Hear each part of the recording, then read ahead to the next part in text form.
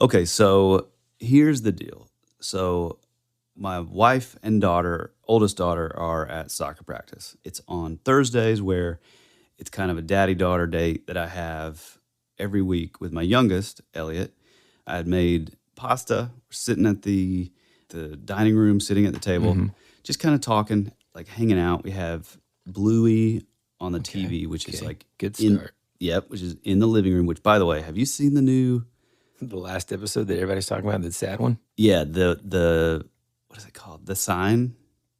No, no, but my kids told me all about it. And I was like, this week is already hard enough. I don't want to be sad. Dude, it is like cinematic.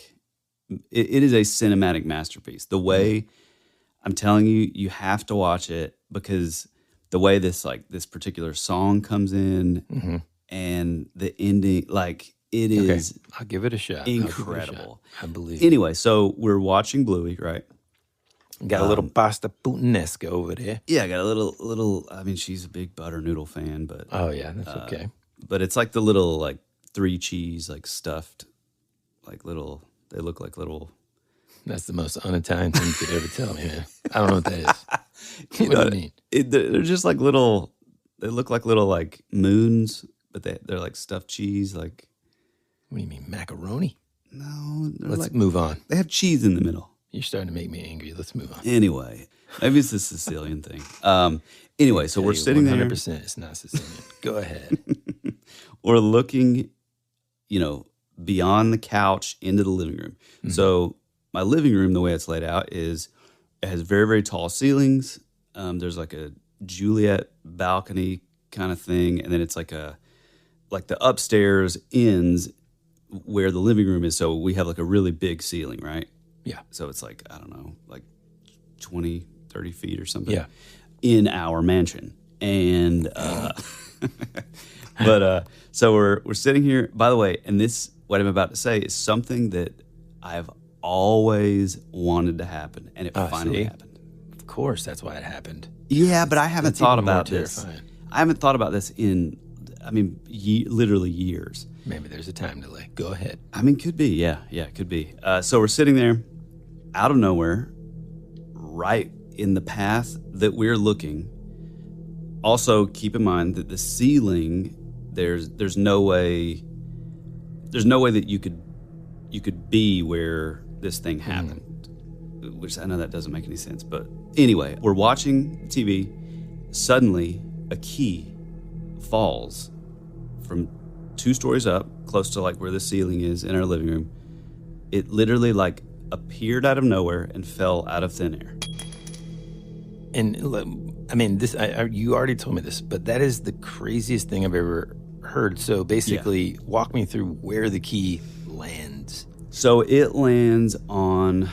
So in our living room, we have this like sort of big, I don't know, sectional, I guess. I'm terrible with furniture stuff. It's like a sectional like couch. Mm-hmm. So it's like in a big giant L shape.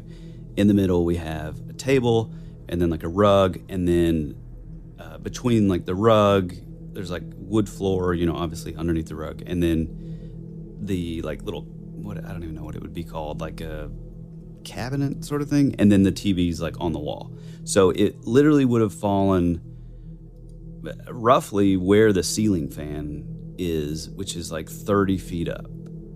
And just like in the middle of the ceiling. Falls straight from the middle of the ceiling, which that's what I'm saying. There is like a Juliet balcony. Right, but it's not like somebody, let me just remind folks here what like some of the details, well, the important ones. Mm-hmm. We don't need to know about the furniture. Okay. But anyway, these noodles. There's no one else home. Both of you guys are sitting there. Mm-hmm. You're eating like a sacrilege sort of pasta Sicilian box. Yeah. And all of a sudden, out of thin air, literally, a key drops from higher down the floor. The only way that it could have been someone else, presumably based on the Juliet ceiling or whatever, balcony, is that if someone else was home and decided to throw it, which that little like glimmer would have caught your eye, and then they would have been like, ha ha. Oh, yeah. This is, by the way, the same place, and I mean house, that all that other stuff is happening. You got a ringing bell last week that you told us about. You've got the weird stuff that's moving around, the door that's unlocked. I'm just saying, dude. No, everything's fine in my house. You got to be careful what you wish for. Well, and so what I mean when I was saying, man, I've always wanted this to happen is I remember hearing about this like, I don't know, like 3 or 4 years ago. And I think it was from like the show, our favorite podcast, Mysterious Universe. Mm-hmm. And they were talking about this thing called an apport, Apport. And that is, typically it was a term used back in like the spiritualist movement. And it was used when like things would like appear out of thin air and like during like seances and stuff. But nowadays it's I mean, I guess still technically it could be used that way, but now it's sort of in ways of like things just popping out of thin air, or like, a penny just like falling out of the middle of the room. And so like, I've always thought that was like so cool because, like I'm not, as much as I love this stuff, like I don't, it's not like I'm just like, man, I wish I could see another shadow man, or like, especially in your own house, because, when you live in that environment, it's kind of another story, especially if you have kids. But I've always thought this apport thing was so cool because it does seem just so random and like benign that I've always thought like, man, I don't know, maybe are people just like kind of making this up? Like, but dude, I swear to you, I mean, the second that it happened, and keep in mind too, it's this little metal key. I thought you were going to tell us about the sectional again. Anyway, it's like this white, like mohair sort of sectional. No, it's just this little cheap, like metal key. It's not like aluminum. I mean, it looks like one that you would buy for like a little, not like a music box, but like a little like box that you could lock, like a little kid's kind of thing. Just like a cheap little, I'm sure it was made in like China or something. It's not like a heavy, like cast iron key, is what I'm saying. It's not like an old ancient artifact. Right. Which it looks modern. It looks... Yeah, which would be cooler. I mean, it could be from like the 80s or something, but it's not like old, Well, I mean, I think if I'm going to put like a non-scary spin on it, it'd be kind of cool to think about your house basically being this area where sort of, not necessarily the veil, but the dimensions are kind of like a window area. Yeah. Yeah, maybe. But it was just so bizarre because it fell as loud as it like hit the hardwood floor. Like honestly, I was kind of surprised that, and I was like looking to see if it made like a, if something hits like hardwood floor hard enough, it leaves like a little like dent or mark or something. So it definitely would have fallen because of like how loud it was and everything. It definitely would have fallen from like the ceiling. I mean, the only thing I could think of, which we leave the ceiling fan on in the living room, but the only thing that I could possibly think of, which is equally bizarre, would be like if somehow it was like on the fan blade. But I mean, that's kind of an impossibility. Yeah. I mean, I guess that's what I thought of too. Like if long ago, one of the girls kind of just like threw it up there. Again, the probability, man. Yeah, but we leave it on all the time too. It never turned off. Maybe it landed in the middle of like the sort of head of the fan or something. I mean, maybe. I don't know. It was weird though, because Elliot and I like immediately looked at each other like, huh? And then we both like got up and like ran over to the living room to see what it was. Weird. Pretty weird, bro.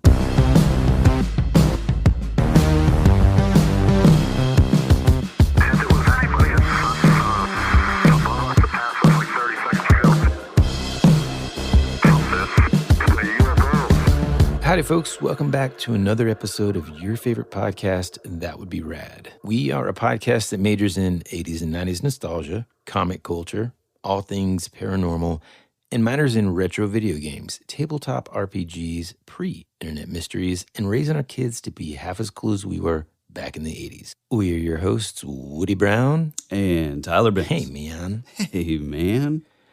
Oh, gosh, man. I didn't know you were going to kick it off with something spooky. I mean, I don't think it's spooky. No, still. that's probably true.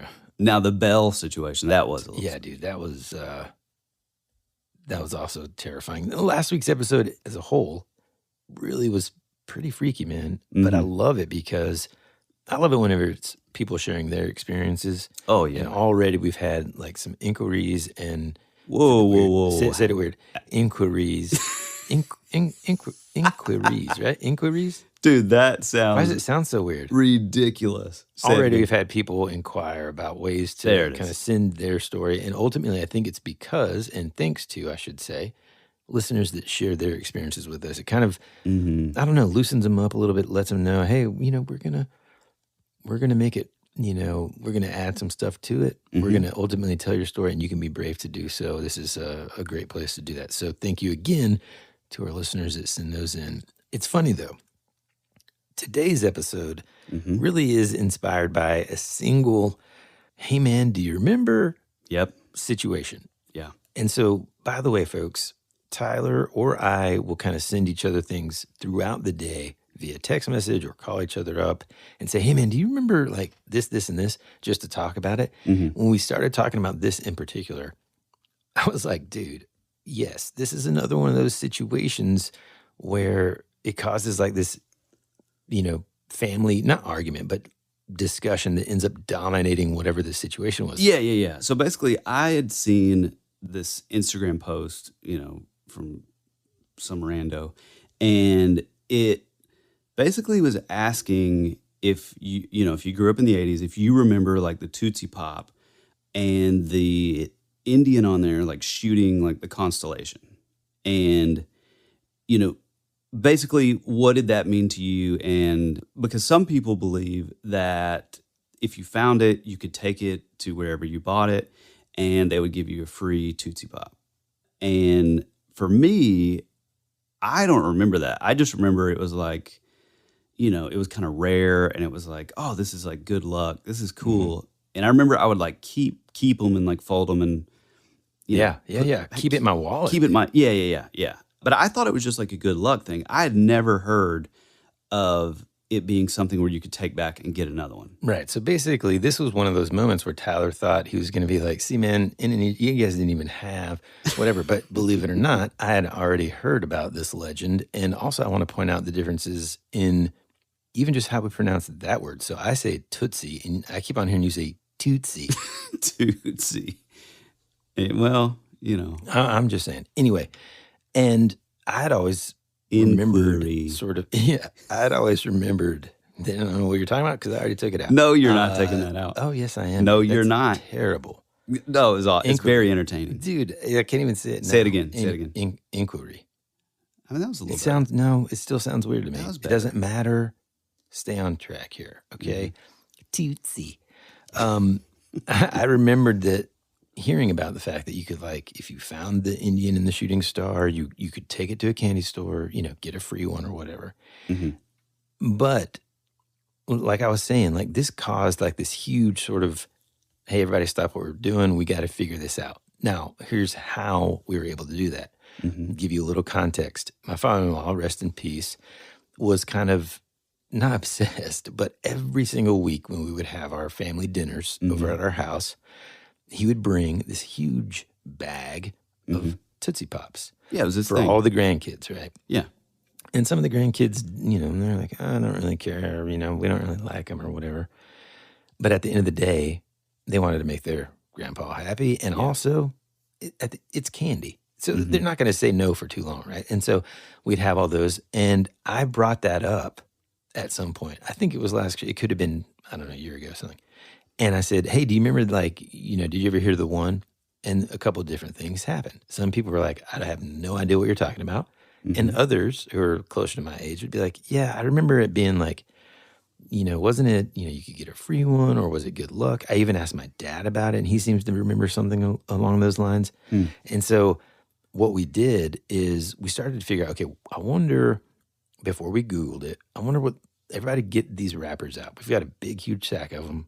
We're going to unwrap all of these things. And we're just going to see how many times it comes up. And what we discovered was basically these wrappers really kind of just belong to a giant sheet of paper that gets cut a certain number of ways, right? And so it's a repeating pattern. And it's like a roll of fabric, how it's used to make like a shirt. Yeah, okay, sure. Just like a big giant ream of Yeah, probably the and then they just cut it into like these little wrappers. And basically what we found was like it was present about the same amount of times as all of the other pieces. What? Yeah. And so we were like, well, that kind of is weird. I like who, and so that prompted us to then go to the Tootsie Pop, or like the Tootsie Roll Factory. Factory. We toured it, and we're like, now explain to me again, sir. How do you get the whiskey in the barrel? Well, you put it in the bunghole. Mm-hmm. Okay, that's another story for another time. No, I went to the website, and they actually have a quote unquote official statement here, which is interesting. Oh, wow. And this is what it says. It says, Tootsie Pop's legend of the shooting star. Since the creation of Tootsie Pop in 1931, the meaning and origin of the shooting star on the wrapper has become a topic of discussion and has been in circulation for generations. It has been rumored that local convenience stores used to give a free Tootsie Pop to anyone who brought in a wrapper containing the image of the shooting star. Unfortunately, we do not know how this rumor started, and Tootsie Roll Industries has never actually honored this promotion. In fact, the shooting star appears on 1 in every 4 to 6 Tootsie Pop wrappers. No way. Just as frequent as the other images appear. Now, I can attest to that because we literally made the pattern, and it's 100% true. That is so it's not rare. It's not rare. However, we do believe, it says, that this star, or the star, is a sign of good luck to come. Mr. Owl, you guys all remember Mr. Owl from the commercials, right? 1, 2, 3. He informed us that one night he was sitting on its branch and he came across a shooting star in the sky. He suggested that we add the shooting star to the Tootsie Pop wrapper to give our fans the necessary luck that they might need to find just how many licks it takes to get to the center of the Tootsie Pop. How dare you, Owl? That's you cool. Screen memory. But here's Oh, that is some synchronicity. Yeah. Here's something else that I found, though. So there's this, and I didn't know this until we started talking about this. And by the way, the entire episode isn't about Tootsie Pops, but we'll get to what it inspired in just a few seconds. Just like 45 minutes of it. Yeah. So there's this other website that's called like candyfavorites.com or something. And you can look up types of candies. You can shop like old school, like just not necessarily like rarer, not discontinued, but rare candies and stuff. Discontinued, they give you the history of it. It's kind of like that show Unwrapped. Do you remember that? Yeah. Yep. With Mark Summers? Okay. So this is what they have to say. So they say, finding a Tootsie Pop with a Native American chief shooting at a star, and you could win a free bag of Tootsie Pops, right? And it says, this rumor has been circulating almost since Tootsie Pops were created back in 1931, but is it true? Well, here's what's interesting. Tootsie Pop says that none of these companies has offered any kind of reward, yet somehow other people assume that they did because of other candy companies that did something similar. But in 1982, now this is where it's like, aha, this is how all of us remember this stuff. In 1982, they decided to spice things up a little bit, they being Tootsie Pop. And that year, they invented this thing called The Legend of the Indian Wrapper. And it's a story that to respond to all the people asking for free candy. The idea was that even though it wasn't exactly what people were asking for, it was at least a funny story that might make the letdown of not receiving anything a little bit easier. Okay, I've got a copy of the story right here. Cool. And it says, and wait, it's kind of long. So how was this like released? Like where would people have seen this? Maybe in like a magazine. I don't know. It doesn't say. Highlights. Maybe. Yeah, I don't know. Maybe in like Highlights magazine or in the comic books or something. Anyways, it's kind of a long story actually, but it basically it says, long ago when all lollipops were made alike, a man one day decided to make a different kind of lollipop for people. He already had a lollipop that looked different than other lollipops because they were flat, and he made his in the shape of a star. But he had an idea to make this even better. All he had to do was to figure out a way to get chewy candy in the center of his star-shaped pops. That way his lollipops would really be different.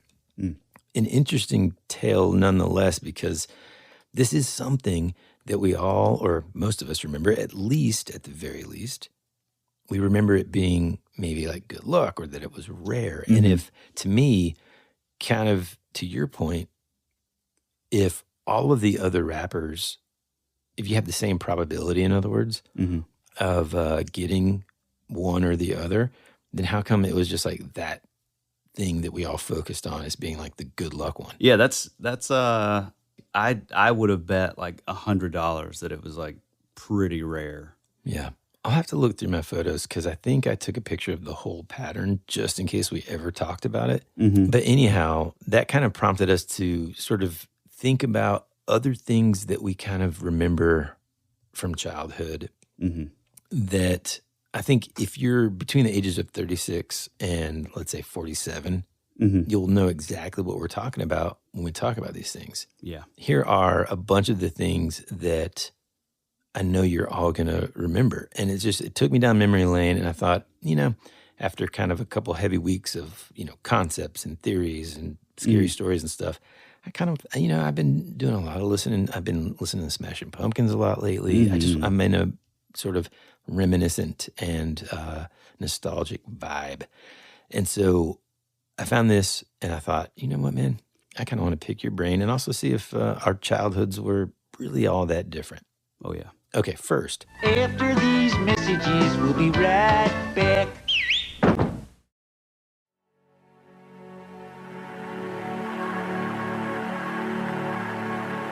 It's a pretty cool place if you're a Martian. Or a vampire. You think you really know what's happening around here, don't you? Is anyone out there? We're fighters for truth, justice, and the American way.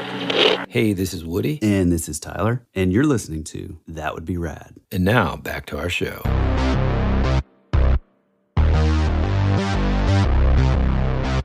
First, dude, do you remember, and in a way, like our kids kind of have this, but do you remember how exciting it was when you're at school and it's like, oh man, I just got to get through this, math portion, or I got to get through this like language arts so that we can have computer time. Oh, So you computer can turn lab, that yeah. Apple IIe on and play one of the best games of all time, Oregon Trail. Yes, Heck sir. yes, dude. Although it's like, for some reason to me, that game would give me like short-term memory because I would play it and die like pretty quickly. Yeah. But it's like, the next day would come around and it's like I would just totally forget and be like, oh God, man, I cannot wait to play Yeah. Oregon Trail. I tell you what I'm going to do differently is I'm going to go that way. I'm going to fjord the What I river. don't remember though is like, did anybody ever beat it? I feel don't like think I- so. Okay, I feel like I did. No, you did not. What's cool is like if you think about it really, man, like if you remember like one of the loading screens, it's like you may 1, travel the trail, 2, learn about the trail, 3, see the Oregon top 10, 4, turn sound off. What is your choice? I mean, it is an RPG. Oh, for sure. You know? Yeah. And it's like, Yeah. man, that's what got us into it. It's like, oh man, I've got all these choices. Like I could turn the sound off or I could leave it on. I mean, I don't know what I'm feeling today. I'm feeling kind of crazy. Yeah. Mm-hmm. You know what's interesting, and I feel like this kind of goes like hand in hand, is the choose your own adventure books. Oh yeah, man. Like those really were kind of like, I mean, I know D&D Dude, you technically was cheated like crazy. You would turn to page 52 and you'd be like, oh, I didn't like that. 42. every time. I knew Every it. time, bro. But it is similar to like, like we were probably a little too young for D&D at that time, even though like D&D was kind of big. But that, yeah, I would say that was our first sort of like taste of like a role-playing game, Yeah, which is pretty cool. it's really cool. Yeah, I never heard of anybody beating it whatsoever. I do remember a kid getting like pretty far, but then, like with everything else, dysentery. Right. Native Americans came in and destroyed your whole camp. Everyone died. Oh, yeah. All right. Do you remember these, dude? Well, I need to stop asking that. Of course you do. But do you remember how amazing scratch and sniff stickers were? Mm-hmm. Yeah, I was always a big fan of banana. Yeah. Like the banana flavor, which is kind of odd. And I was thinking about this the other day. It actually doesn't have anything to do with the taste or smell of an actual banana. Oh, but yeah, somehow, like along the way, we've like just accepted that, like, oh, that's like banana flavor. Yeah. Like when I'm thinking of what's the runts, right? Like the artificial banana flavor, like you said, nothing like banana. Yeah. Love them. Some people hate them though, dude. Yeah, Laffy Taffy. I'm not a big Laffy Taffy fan, but I do love the banana. Yeah, I bet we're going to get a lot of messages about that.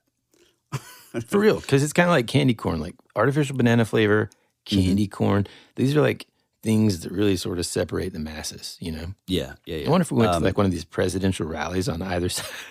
Hey guys, let me ask you an important question for 2024. Banana flavored taffy or no? Or another one is Twizzlers. Oh yeah. Or Red Vines, which I think we've talked about that Yeah, before. yeah. Which, what is yours? I like them both for different reasons, dude. I'm sorry. I hate Red Vines. Really? Oh, I love them, dude. Ugh, hate them. Although I would like the listeners to, I don't know, maybe we'll do like a poll or something. Like anybody who ever either themselves beat Oregon Trail or knew of someone who beat Oregon Trail, because now you've really got me curious. I bet I know who won it. I bet I do too. Okay. What about Shrinky Dinks, dude? What are Shrinky Dinks? They're like those little clear plastic things. You color them and then you put them in the oven and they like shrink down to like hard plastic or whatever. You know, I vaguely remember those, but I did try to do it with like plastic cups this past Christmas. Boy, just ghetto as heck, dude. Well, it failed miserably because apparently you have to have like a specific brand of Next cup. time, call me in, dude. You probably just like had toxic freaking smoke pouring out of your oven. Yeah, probably.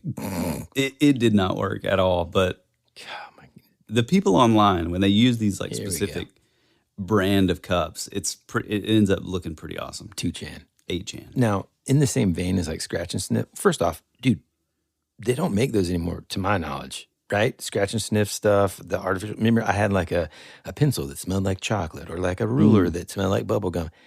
There's got to be a reason. We're just straight up snorting carcinogens back then. Yeah. What was going on? Well, I will say, as a dad to two girls, they still do have like the sort of smell like markers. Mm-hmm. Oh, okay. And I feel like, which by the way, were you the kid who, if you got like stickers or scratch and sniff, were you one to like immediately like put it on like a psychopath, or would you save it, put it on, and never on my shirt? Yeah, or like on your like notebook or something. No, on my notebook probably. I'm not I didn't want a sticker on my shirt kind of guy. Yeah, no, me neither. I know. But yeah, I would. Well, see, that's a good point because I knew plenty of people that would just save the whole like page. Me. That was me. Yeah, but I would have like teachers that would be like, cut them out and just kind of hand you one for like being a good boy kind of thing. You know? Oh yeah. And so I never really had a full sleeve of them, but I would just, I'd throw it on the notebook, man. It helps me remember that year. Hey, this one smells like grape juice. Well, I was just like, and I'm still like this, like where I'll get something and I don't know, you're just like so precious with something that it's like, yeah, I don't want to waste it. I want to put it on something like really cool. I do remember thinking like, man, is this going to wear out? Like if I scratch it too much. Right. Yeah. And like what were like the root beer ones I always loved, but there was always that one that was like, oof, that doesn't smell like anything. What is that? No, you're talking about somebody use it like. No, you're talking about black licorice. Maybe. And it always smelled awful. I don't remember that. I mean, it smells kind of like Jägermeister, but. Now, I remember one time we may have talked about this like on the Patreon or just in general, but we kind of like came to the conclusion that you guys probably didn't have Square One. Oh, no, that was Channel One. But do you remember the show Square One? Kind There's of. like the MathNet. Yeah. MathNet. Yeah, dude. And didn't it have like, was that like where you would see like, was it 3-2-1 Contact? Maybe. That sounds familiar. Or something? Man, I mean. And you're talking about like the TV channel like at like at school, right? No. Square One was just like a show. Oh, was it? Yeah.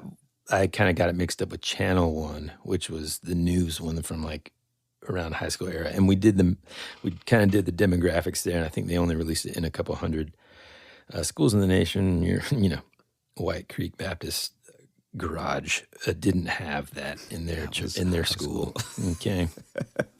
No, I'm talking about Where like all the grades like are in the same classroom. no. My Jeez public Louise. school had we like White County High School. Okay, now first graders, y'all be quiet. These seniors are graduating this year. You're so stupid. No, but we did have like a channel at our like growing up through like elementary school and stuff that had like 3-2-1 contact. Man, what were Bass some of the Fisher Pro they had? what? And the Bass Fisherman, how to... What is? It had like Dr. Goodbody. Dude, that show was kind of weird. Like, I loved it. Yeah, same. It was kind of weird, though. Although I like when I was really little, I was like obsessed with the idea of like trying to find like anatomy. Like I always thought that was so cool. Like man, I wish I had like a replica of like a brain or a heart. Yeah. Mm-hmm. Like man, Especially like the ones that would be like in the clear plastic and you can see like all the nerves and stuff. I always thought that was super cool. Well, that you was could take cool. apart and The take yeah, the exploding like take apart ones were. That's what I wanted. Do you remember how they would also have that kind of stuff, but like it was like Play-Doh sets? And then you would like try to like use the molds and then like your brother would like roll it in dirt and you're like, well, there goes the Play-Doh, man. Yeah, it never quite worked out. Although I will say now they have these things which, man, when we would have been kids, it would have been incredible. But like it's like a dissection kit. Did your kids have those? I don't. It's basically like a little like there's like a frog one and then like a like I don't know some other animal. But basically, you have like this little fake like. Oh, I have seen those. Scalpel, and you kind of like it has like different layers of like bone and tissue. It's actually really cool. That is very cool. I will say though, my kids are gonna have a real tough time with that in real life whenever they have to dissect animals in school. Oh yeah, Oof. yeah. I didn't love that either. I pretended that I did, but Now, did you guys? Now there was like this craze, and I mean, I think my dad never grew out of it. Back in the 80s, I'll never forget this. We'd be like, man, let's get some popcorn. It's movie night. We had hold on, I'm going to show you this picture. It was like, I don't know if there was this like heavy push on just how unhealthy popcorn was if you actually like cooked it in oil. oh, I remember those. But do you remember these things? They're like these air poppers. yeah, I think I had a friend whose parents had one, but Dude. we never had one. My dad used that thing, man. And my dad's like famous for, just think about the biggest bowl you can imagine. I'm being serious, for real. Like humongous bowl. He would make that much popcorn and then be like, all right, guys, let's make some for you. And we're like, okay. And he'd just have this mountain of popcorn on movie nights, but then it was like all air popped. And so there was like zero flavor. Oh, that sucks. So then, though, he got a different one where it had like this little, almost like a metal tray on top with a little handle where you could put butter. And as the air that was popping the popcorn would heat up that area, it would melt the butter. And then you could pour the butter onto the popcorn. And I said, why don't we just fry it in butter? Yeah, just Do you fried know, like, butter come popcorn. on, man. Like, cook it in butter then, Dad. Like, forget about pouring it all on. Let's just use oil, and then we don't even have to do that. Yeah. But he did do, like, a couple experimentations, man, where he would, like, air pop it and then, like, put, different flavored salts and stuff on it. And then finally, when he did go back to oil, I remember one time he made some, like, popcorn where he, like, poured some, like, just a little, like, 1 or 2 drops of Tabasco in there. So it was like spicy, salty popcorn. It was awesome. Man, that sounds awesome, actually. Now, didn't you work at like a movie theater Oh, yeah. That was in high school, so that was like late 90s. But yeah, a couple years back? a couple years ago, man.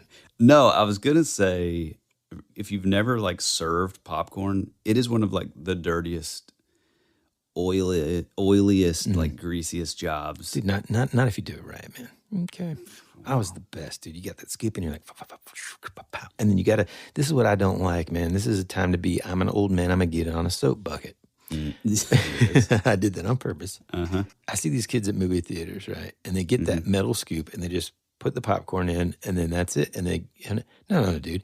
You take that metal scoop. It's built this way for a reason. Nobody's trained. It's not their fault. It's whoever trained them. Yeah, you take the back end of that scoop and you basically pack it in there. Yep. And you come in with like another layer on top, where it's just overflowing, and then you hand it to the customer, and everybody's happy. Yeah, Nowadays, I totally agree. I mean, nobody's training them, man. It's a leadership issue. But also, God, It's a leadership issue, man. So dumb, these kids these days.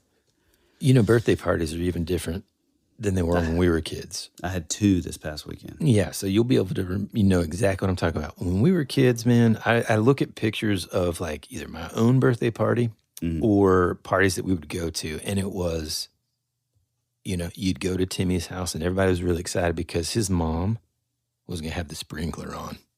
Oh, yeah, that was a big deal. You know? Hey, what happened? I don't know. Your younger brother got a blade of grass in his eye. That was that was it. It was just everybody's outside and you're just getting, you know, sprayed down with a water hose, and that was fun. Now you're having to, you know, spend $700, $1,000 to book a place where they bring in crappy pizza from the Little Caesars next door.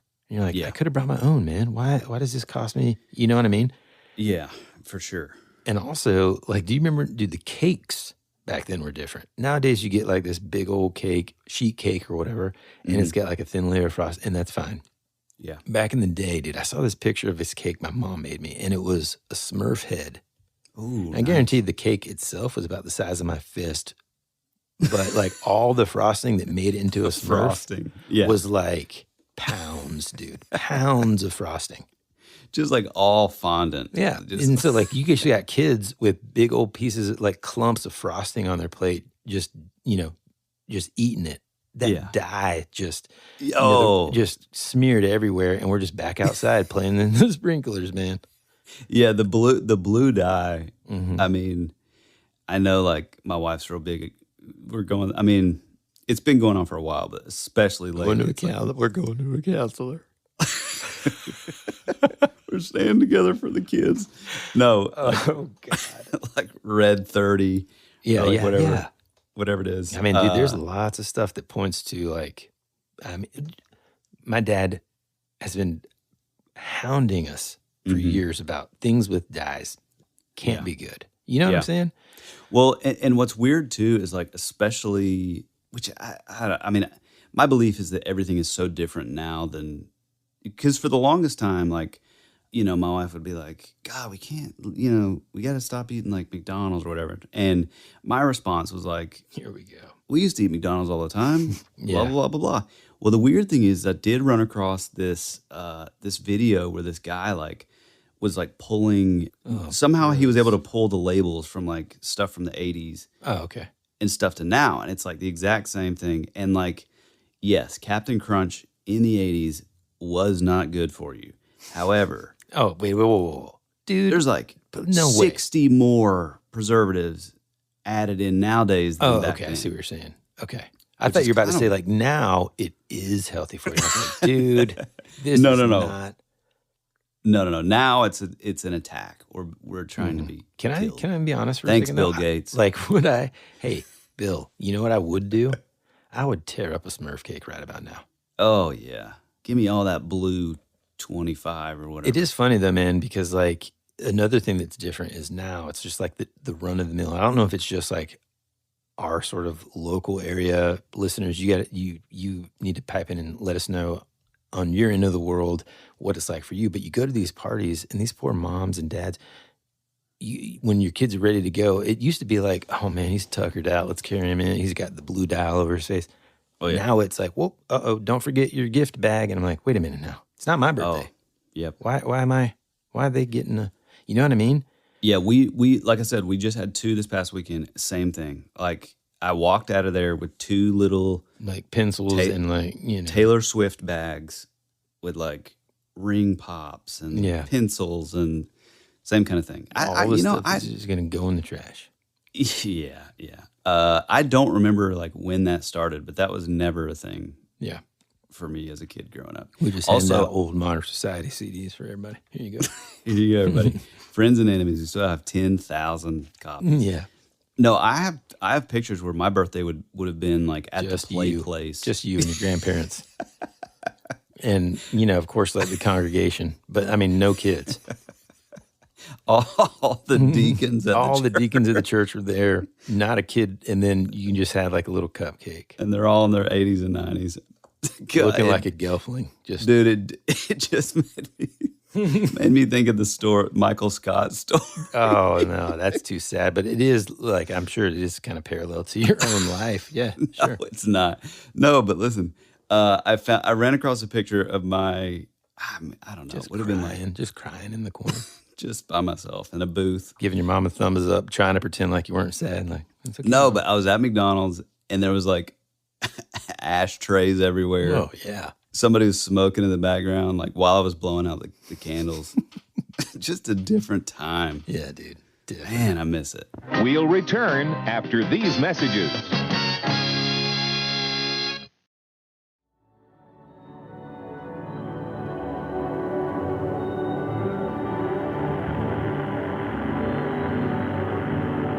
There's something out there waiting for us. And it ain't no dead.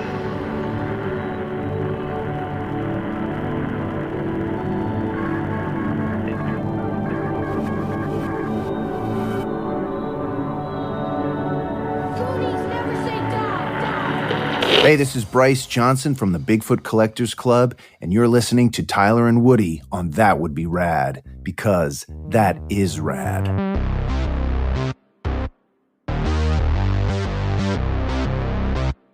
You know what else is funny about the 80s, dude? Some of these things have actually come back, like Garbage Pail Kids. There was like a resurgence. I mean, heck, I think the last couple of years or whatever, there's like even some comics and stuff. Like, are they like new ones or just like reissues? New. Oh, that's cool. I mean, they do some reissues of like the classics, like Atomic Andy and whatever. Oh, yeah. But some of them, dude, I remember like the thrill of, it's just on that like sort of cusp of being a little too naughty for me to have at school. You know what I mean? I mean, looking at them now and just imagining my daughter taking those to school. Yeah. I mean, boy, was it a different time. Oh, yeah, dude. It is, yeah. What was the one kid? He's like shaving his face and like skin is coming off. Oh, yeah. Something Sean or something. I don't know, but like shaved Sean. I don't know what it is. But Or one like with a kid, like there's like a buzzsaw like cutting the top of his head off. Yeah, dude. I mean, weird stuff. I love it, but where the heck did that stuff come from, Yeah, I don't know, man. I mean, and like, of course, because kids like gross stuff. And again, like I said, it's just like right on that edge of like, I shouldn't have this. But like, I remember there was a kid at my school who just like, we thought he was he had like a leather jacket. He's probably 24 in third grade, but he didn't save the cards. He just plastered those stickers all over his notebook, right? See, and so it's like the teacher, yeah. what is the teacher going to make me throw away my notebook? And he just had all of them, dude, just like overlaid on one another, and would just be like, dang, man. Okay, so I know we're going to get into some of the darker aspects, but one thing that really scared me quite a bit as a kid was the Garbage Pail Kid movie. Man, I don't remember it at all.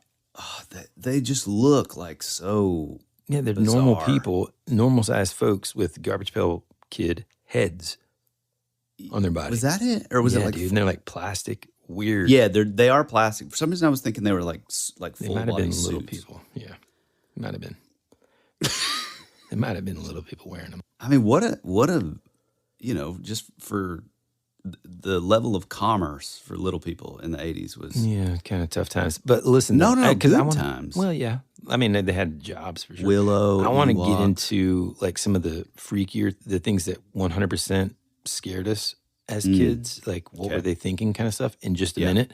But before we do that, I do want to talk about this is another example of again, like our audience is mostly our age anyway, but I think we'll all sort of like gladly agree just how different the world was back then. I mean, dude, you know, once we got into high school, you know, you had to present an ID to buy like cigarettes and stuff.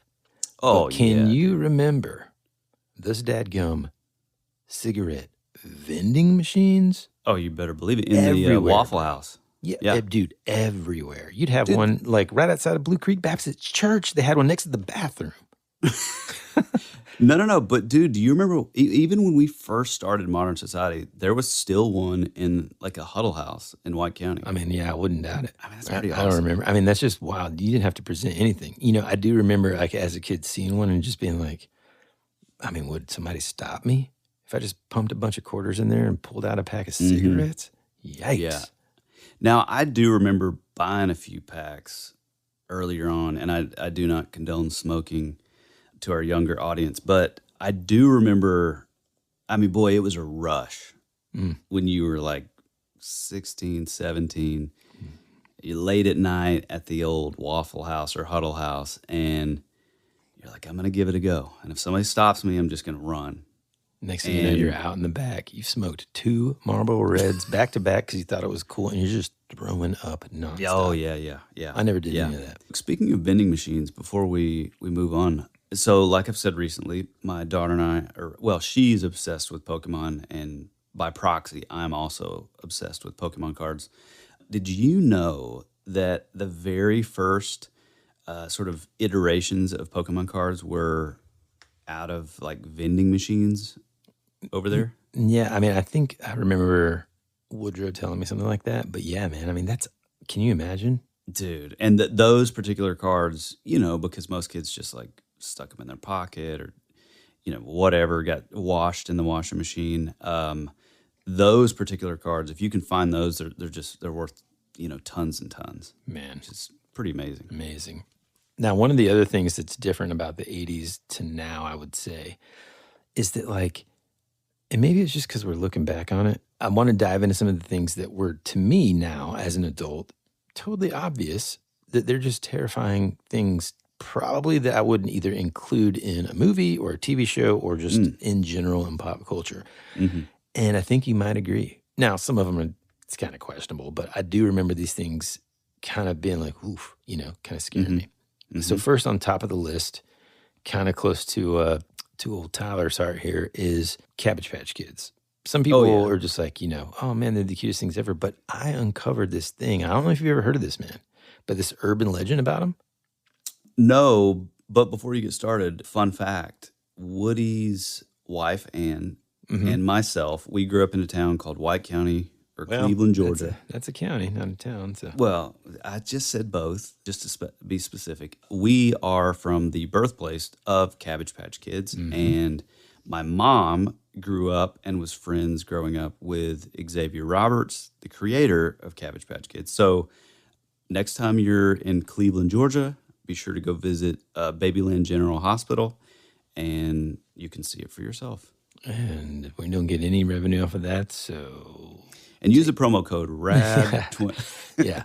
So, dude, I had never heard of this, man, 100%. As many times as we've even brought that up on the show, never heard of it. So, basically, there's this legend that apparently was popular in the 80s and 90s. You got to tell me if you've ever heard of it. But essentially, President Reagan was the one that financed, or the government financed, Xavier Roberts to produce Cabbage Patch dolls to make them intentionally sort of quote-unquote weird and ugly, meaning the swollen sort of faces and everything. So the legend is, the reason why is that government scientists thought that this is what the offspring of survivors would look like, survivors of a nuclear war. And so by familiarizing people with this look, the survival of human, I keep on saying words weird, the survival of the human race would of course be, you know, insured, and that it would just mean that like people were just kind of, it sort of like normalized that look.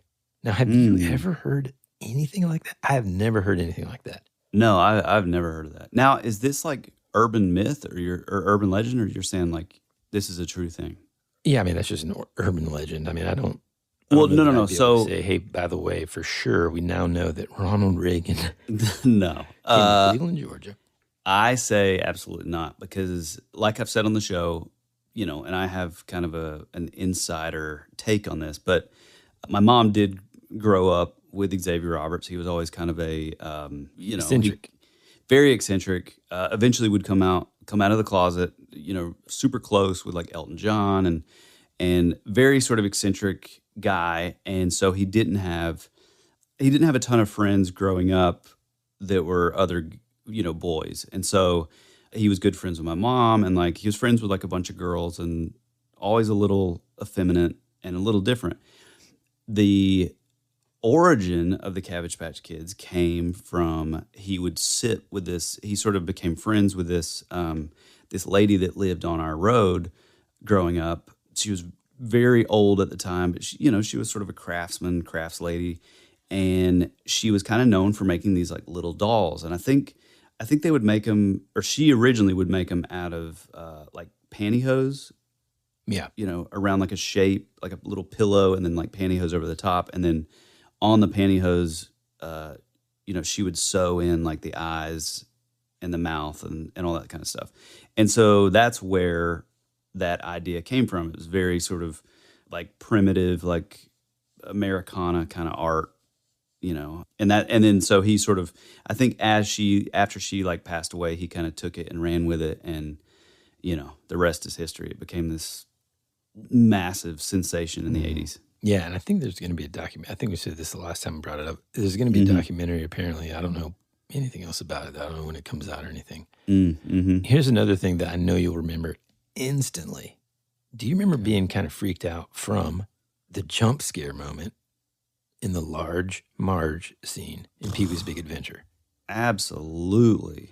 Dude, I remember I hadn't watched that movie in so long, and I remember thinking like, oh man, I bet my kids would like Pee-wee Herman, and thinking like, well, let me go back and look at this scene, because I remember being kind of scared of it. And then I look back and it's just like weird claymation, and it's just, I don't know, very strange. Yeah, that was Tim Burton, right? Yeah. So he also had a few scenes like that in Beetlejuice. Yeah, dude, you remember when Alec Baldwin like stretches his face all weird and like... Yeah. There's like, Tim Burton, especially like his earlier stuff, is just a master at, it's like Pee-wee's Big Adventure, on paper should be this like sort of funny, like joyous kind of thing. But there's something about like the whole movie just has like this like undercurrent that just feels so creepy. Like even when which this is like used to be my absolute favorite part, when he goes into like the magic shop and he's finding like all the cool like little like magic tricks and like the toys and stuff. Yeah.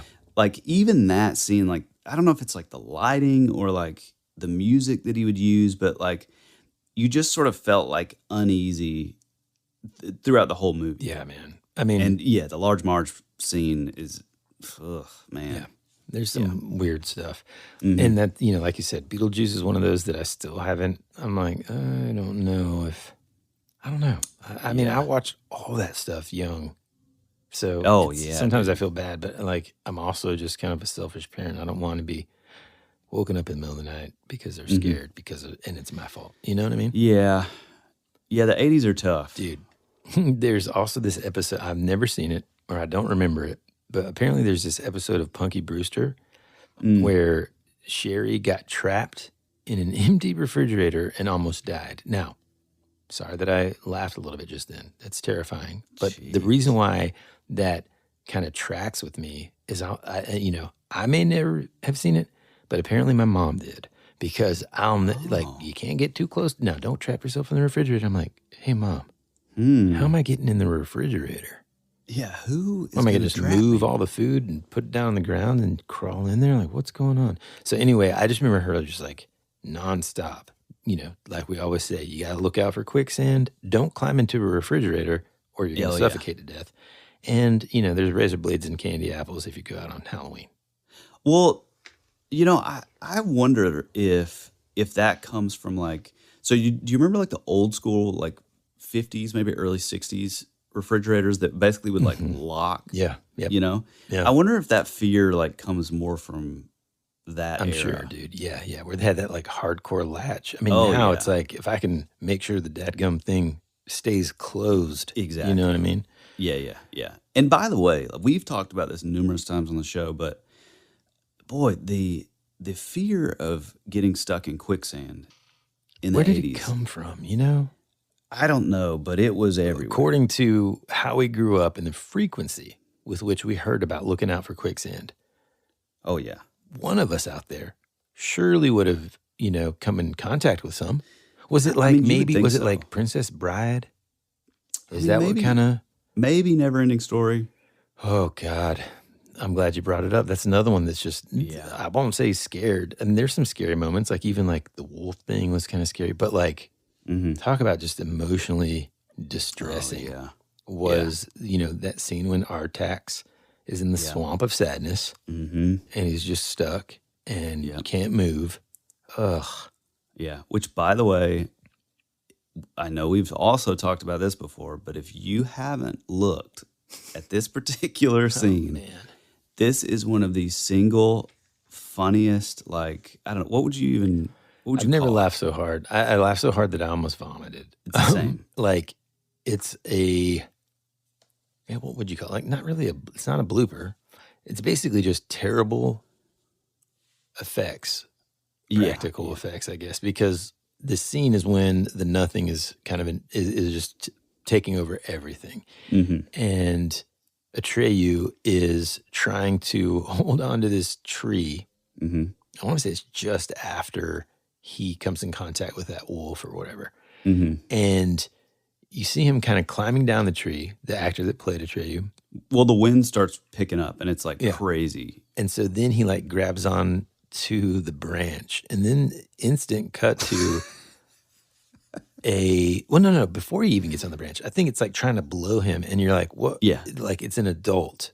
Do you remember how like Atreyu was like skinny? I think when I first watched it, I thought, is it a girl? Oh, yeah. He's the most like effeminate, small little like tiny guy. Yeah. And he's like, a good looking kid. Yeah. And so like, I remember being like, I'm not sure if it's a girl or not, but he's super cool. And like, I'm I having these have a crush feelings. on him. Like, I don't know, and then like, so it's this little slender kid. And then it shows this like adult man with a stiff wig on his head. I mean, like and this straw. wind is just like blowing things all over the and the hair's not moving. That's hilarious enough.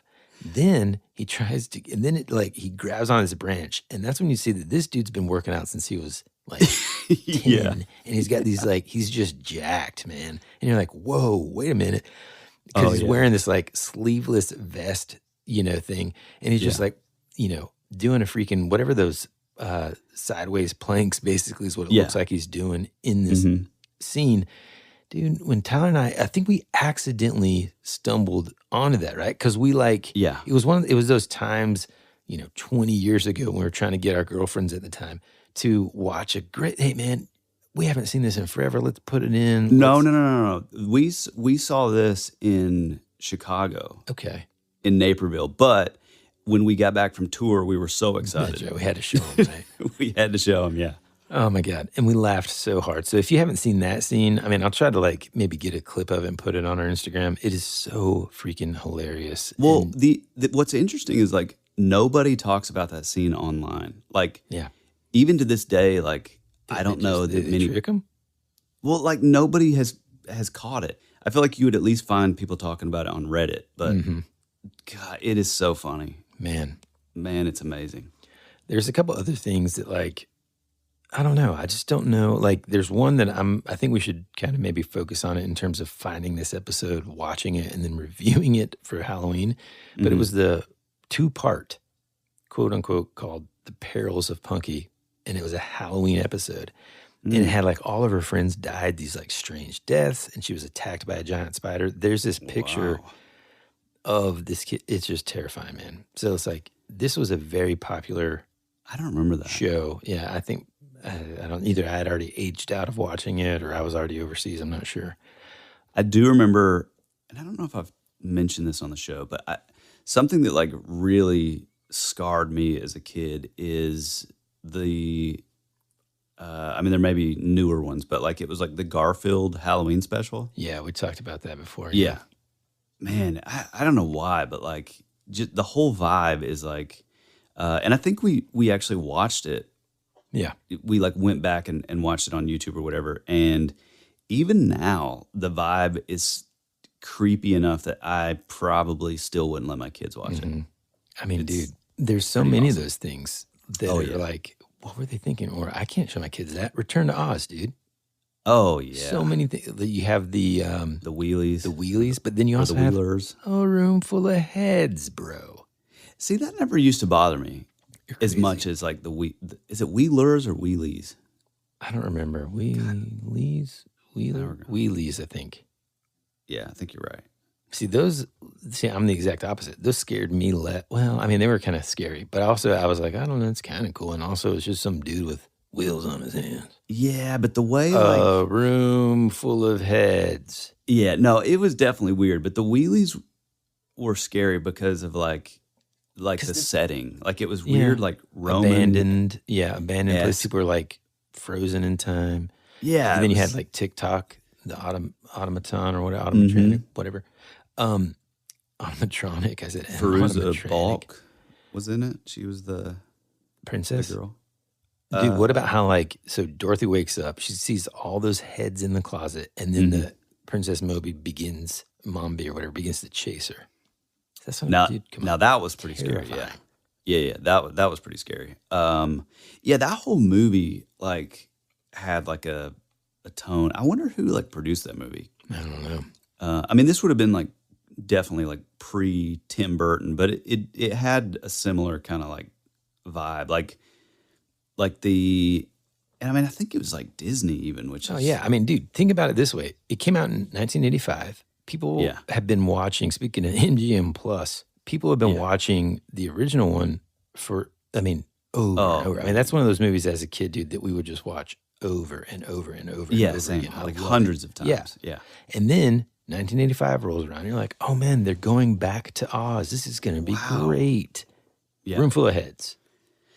Yeah, and also just like everything was, I mean, boy, it was a bold move to take it in that direction because it was super dark. Yeah. So It's basically like, oh, here's this Oz that we remember that was so pretty. And like, yeah, there was like the wizard behind the curtain and everything was kind of like deceptive, but it was still, kind of light and stuff. This is like straight up like everything's dead. And everything is like, frozen in time, and like it's definitely pretty dark, but like I need to go back and watch it. I watched it not too long ago. I feel like the kids did too because they wanted to. And I'm like, guys, I don't. So here's the thing. It was directed by a guy that typically does sound design and editing. Kind of sounds familiar. I like it. But he's known for great children hits such as The English Patient and Apocalypse Now. So, I mean, like, dude, maybe pick somebody else to do it. Yeah. Wow. Interesting. Huh. You know those old children gems, Apocalypse top Now. 10 hits. I mean, again, dude, a lot of these kids movies that just had stuff that didn't need to be there necessarily. The Dancing Fireys and Labyrinth. Those like they're like dancing and like their heads are popping off. Oh, Again, yeah, that was weird. That moment's not necessarily scary. It's just like that weird, creepy vibe that what's going on, Yeah, and that is like, I'm glad you said that because the 80s really did have. We will return after these messages. America's future can be determined by our dreams and our visions. It was very intense, bright light. For over 200 years, there have been reports of giant man-like creatures. From another dimension, another world, I don't know. The most intriguing mystery on the North American continent. This is Joshua Cutchin, and you're at my home for weirdness. That would be rad.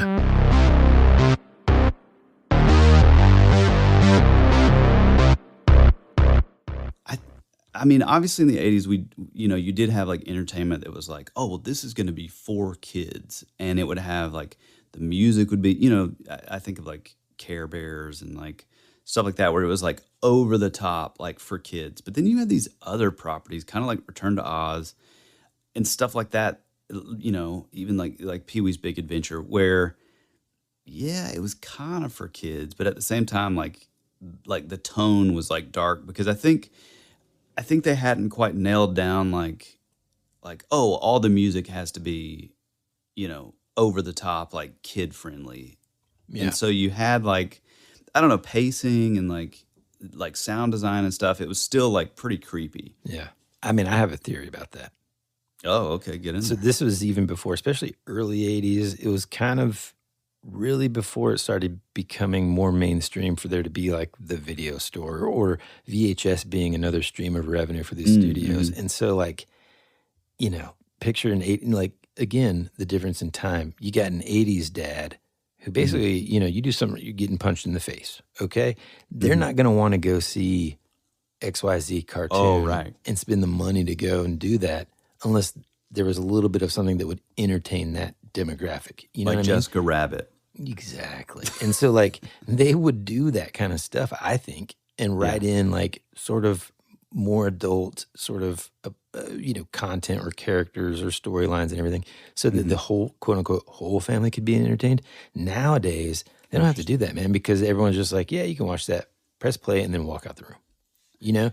Like, just another example. Yeah, just another example.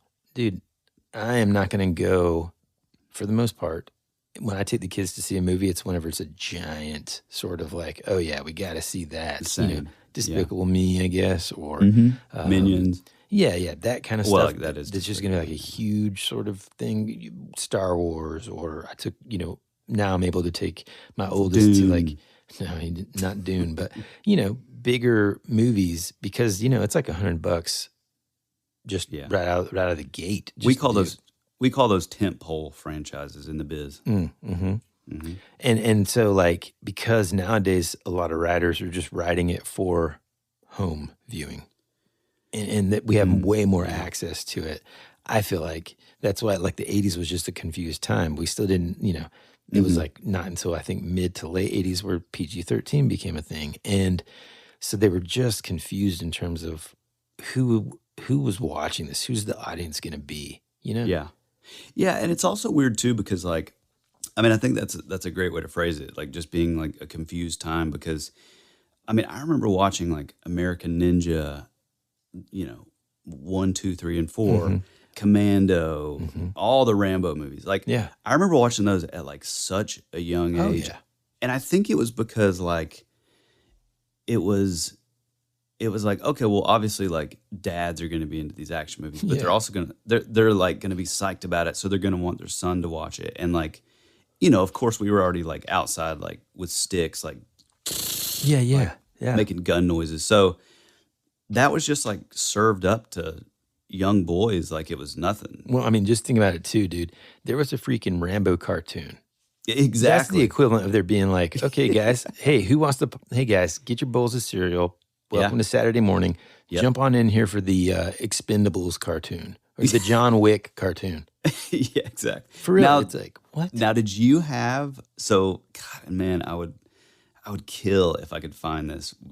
It's been lost to the ages, but I specifically had the like little Rambo kit. So I had like a little necklace with a little jade.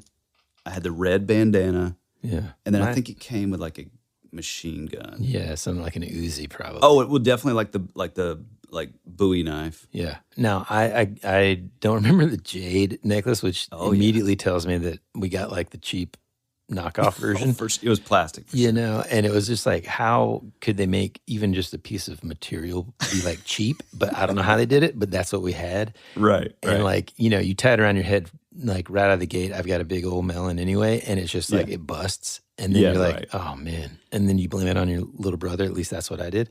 And then like the Uzi itself, you could literally squish it. It's not even like a solid piece of plastic. It's just like, oh, is this supposed to be like a squirt toy or perhaps a chew toy? Nope, that's just how it's made. And it's like how it is. A couple sizes too small. And the grenades are like the size of an almond. You're like, wait a minute, now exactly. This isn't, I don't think. This isn't prop quality. Yeah. It came in like it's like a flat backer and then just like a blister pack. And like the sizes were basically dictated by like, okay, this is how big the package is. So however you can fit it in there. That's the size. Golly, man. That's so funny. So funny, dude. Dude, I got to put some pictures of, I have 2 different versions of to this day still, of a Rambo figure. Both of them guaranteed. Now, I haven't looked too far into it, but I would almost guarantee bootleg that these are unlicensed, like terrible knockoffs. Sure. But they both are terrible looking and in completely different ways. Oh, weird. It's hilarious, dude. I think one of them's like missing some arms and stuff, but wait till you see their face and stuff. I'm pretty sure my mom, like, I lost some of the accessories. My mom, like, sewed, handmade, like, camouflage clothes for them. That's amazing. Yeah. And boy, were we hard on those toys back in the day. Like, oh yeah, light them on fire. I mean, not even that, but like I have like bags of like old toys, and like they all are missing like an arm or a leg. Mm-hmm. And I mean, you can forget about like having anything with like the accessories still included. Those were like lost immediately. Oh yeah. Or broken, dude. God. Oh yeah. I mean, finally, like, kind of how the last thing I want to say is one of the things that would there's 2 shows when they would come on TV immediately, and I don't know if this is true, but my memory serves that they were like literally back to back. When their theme songs would come on, I was both Unsolved excited. Mysteries. Yes, that's one of them. I was both excited and terrified at the same time, and both of these shows would give me like nightmares in different ways. The first one, yes, you're right. Unsolved Mysteries, the theme song, and also just the voice. I mean, dude, so good, but so scary, dude. That was literally how I ever heard of alien abductions. And I think, dude, if I'm going to boil it down to, hey man, why are you just now getting into this stuff like in your 40s? It's because of that show. I was like, I don't even want to learn about it. Well, the funny thing about that show. Hold on now. The other show is ahead, Rescue 911. Both of those shows, dude, freaked me out. Yeah, I think they definitely did kind of come as a like pair. A Friday night or like a Thursday night or something. Or maybe Saturday night. Yeah, maybe it was. The funny thing is like, and I've said this numerous times, for our longtime listeners, but like a lot of the normal stuff that would like scare you as a kid, like didn't really scare me. Like I was never afraid of the dark. I always kind of like embraced it. I don't know. Probably because I was like a contrarian, and I'm like, well, everybody else is afraid of the dark. I'm gonna think it's cool, and so like I'm still not afraid of the dark. Like stuff, it doesn't really scare me to like go walking out into the woods at night. But I swear, when we have an episode where we have a clip of Unsolved Mysteries, and I'm in here on Sunday night mixing, and I always have my lights off usually, and that little theme song comes on, you can guarantee that I'm going to turn and reach and turn the lamp on. Because, like, it still, like, totally creeps me out. Oh, yeah, man. And I don't know. I don't know if it's, like, a weird, like a core memory kind of thing. Yeah, exactly. Yeah. But, man, it for, like, an 80s kid, like, there's not a lot of things that, like, not a lot of, like, sounds or music that can scare you like that. Mm-hmm. There's so much about, like, the time that we grew up, man. I truly feel like our generation in and around this time, growing up as an 80s kid, but being, in the 90s and sort of like having the experience of like a fully analog world and then merging into like the fully digital world. I feel like, and I'm not just saying that because we're part of it, but I feel like, we kind of are the best rounded because we kind of can appreciate both at the same time. Whereas like our kids only know the one, except that we're doing what we do. Like we say every show, we're just trying to raise them to be as cool as we were back then. And doing so, I've introduced my kids to, they have their own Walkmans and, they like cassettes and, VHS, and they can appreciate it. Oh, yeah. And so, I mean, ultimately, I think it's hilarious that there's so many things that we can, reminisce about and then just laugh about how strange it was that that's the way it was back then, Oh, yeah. I mean, it is funny in that way, but man, it is wild just like how different it is. And I mean, we've talked about this, numerous times, but it's like, we do have that like calling or urge to like give our kids that same kind of like childhood that we had growing up. But like, I just don't think it'll ever, I don't think it's ever possible because now we know too much. We know that there's danger around every corner. And like there was a certain like we were definitely kind of naive to that fact, you know, growing up in the 80s, and our parents also, where like, oh yeah, just go out and be back before dark kind of thing. Like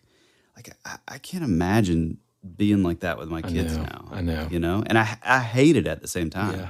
I know. It's weird because like in so many ways, yes, trust me, we're not going to get into a debate about it. Mm-hmm. I understand. The world is definitely a dangerous place. But there's so many ways that it was more dangerous back then, you know? For sure. Like, dude, I accidentally got down this rabbit trail the other day of like New York City. And because I was, you know, looking for other stuff in the 80s, dude. Go and look.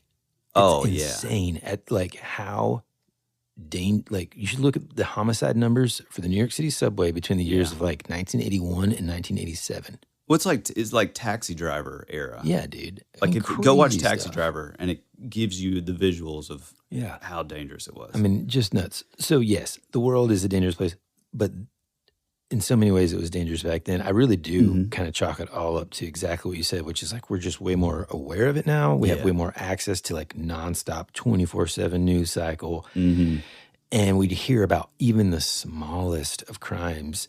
And it's just, well, you know, gives me anxiety. So I don't really like to think about it too much. Anyhow, hopefully everybody enjoyed this sort of stroll down memory lane.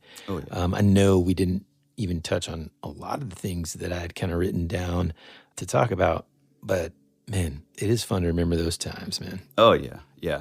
And for our younger listeners who, you know, maybe didn't grow up in that era, or you know, I'm speaking to my children when they listen to this episode years and years and years from now. I know it seems sort of like we're saying like, oh, well, our generations, you know, the 80s were so much better. But at the end of the day, they were. And you will never have a childhood that was half as good as we had it in the 80s. And for that, I am thankful, but I'm also sorry for these future generations. If you'd like to find us, head on over to our Instagram, leave us a comment, shoot us a DM. If you have your own paranormal story, your own sort of local urban legend, or some things that maybe we left out, some things that maybe scared you or your friends in your town in the 80s, shoot it in a DM or shoot it over to thatwouldberadpod@gmail.com. If you would like to tell your own paranormal event or, you know, your own version of an urban legend, we would love to hear that. You can do that at thatwouldberadpodcast.com, where you can leave basically a voice memo and maybe hear it in an upcoming episode with sound design and all the bells and whistles. If you'd like to support us and you're just not getting enough, That Would Be Rad, head on over to our Patreon, The Rabbit Trail. It's more of what you love, and it's kind of the best possible way of showing your support in real time to help keep the show on the tracks. Yeah, I guess that's about it. You got anything else, Woody? Well, I was going to say, too, we are currently in the midst of uploading all of the back catalog stuff to YouTube, to our YouTube channel. And so you can just search the channel on YouTube and you'll see, I think we're maybe about halfway through season 1. But we're uploading it there so that, you know, sometimes we've got folks that reach out to us and say, you know, man, I tried to show my dad this, but he's not really, he doesn't listen to podcasts. Right. But he does know what YouTube is. And so we thought, you know what, that's a need, and we wanted to kind of get over there as well. So we will have those episodes, and then in the future, maybe have some additional content over there as well. Yeah, for sure. But other than that, that's it, bro. Awesome. Well, leave us a 5-star review. Tell that weird friend of yours about the show. I'm sure they will love it too. We love you. We appreciate you. And as always, be rad. That's the way it goes.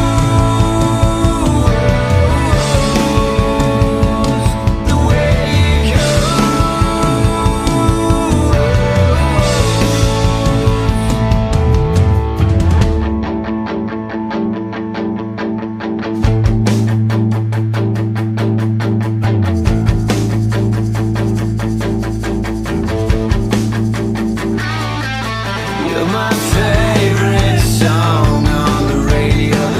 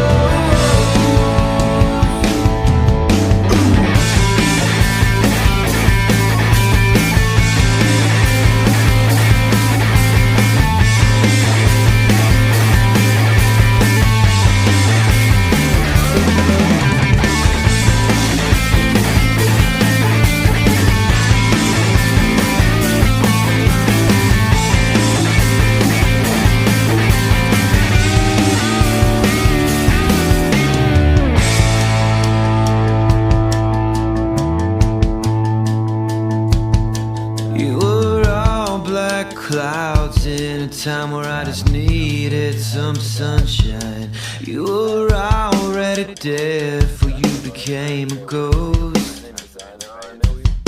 You always said our future would be a parade of flowers, but now all that's left is a single rose.